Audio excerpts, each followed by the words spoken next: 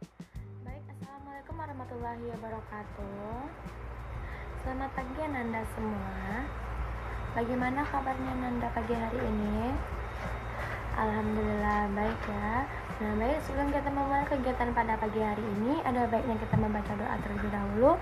Kepada ketua kelas, silahkan pimpin doanya terlebih dahulu.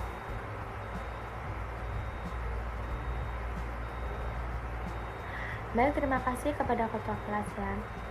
Nah, seperti biasa, sebelum kita memulai kegiatan layanan pada pagi hari ini, Ibu akan menyampaikan acuan atau aturan seperti biasa.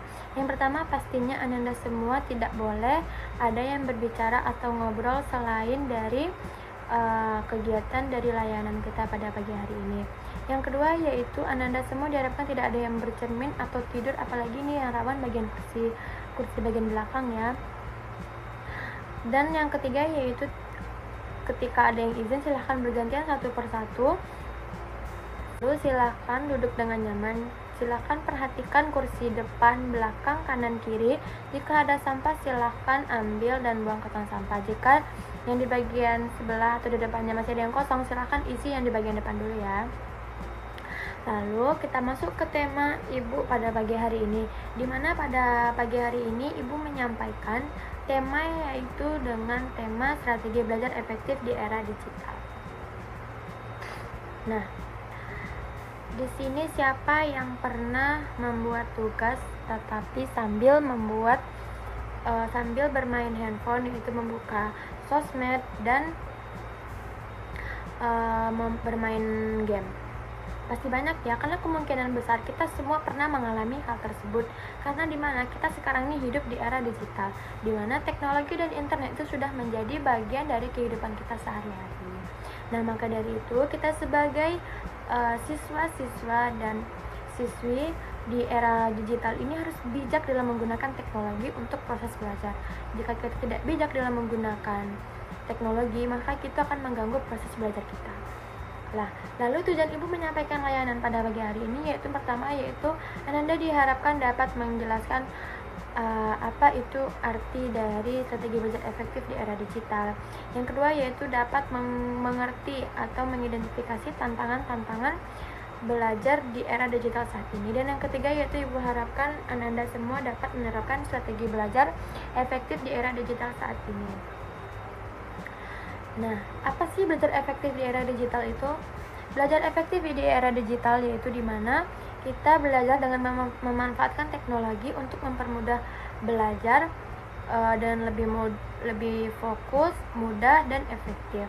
Nah, dimana dengan kita memanfaatkan teknologi seperti handphone, e-book, laptop, atau teknologi yang lainnya untuk kita memudahi untuk memahami materi dengan baik. Dan juga belajar efektif ini bukan berarti kita belajar selama berjam-jam menggunakan teknologi, tetapi bagaimana cara kita menguasai, mempelajari, dan memahami materi pembelajaran dengan baik dengan waktu yang tersedia. Apakah Anda semua mengerti? Nah, lalu dari kemudahan dan manfaat teknologi tadi, kita pasti akan menghadapi tantangan-tantangan di era digital saat ini.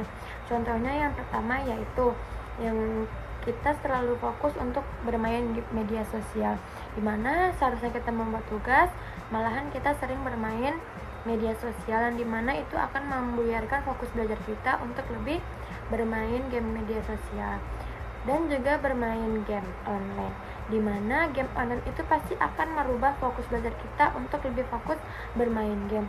Maka dari itu kita harus bijak-bijak dalam menggunakan teknologi untuk bermain game online. Jika kita sudah berlarut-larut dalam bermain game online, pasti kita akan lupa untuk belajar, untuk mengerjakan tugas. Kita akan membuang waktu dengan sia-sia dengan bermain game online selama berjam-jam tanpa menghiraukan yang namanya tugas. Dan yang ketiga yaitu dengan mengurangi gangguan dari yang namanya gadget, dimana kita bisa dan yang ketiga yaitu terlalu banyak notifikasi, dimana karena terlalu banyak notifikasi kita pasti akan terdistraksi untuk membuka notifikasi yang ada di handphone tersebut. Lalu yang terakhir yaitu kebiasaan menunda tugas karena merasa masih ada waktu. Pasti kita anak-anak semua sering yang namanya menunda-nunda mengerjakan tugas karena merasa masih ada waktu. Karena Anda semua lebih memprioritaskan untuk bermain handphone, membuka sosial media, dan bermain game online.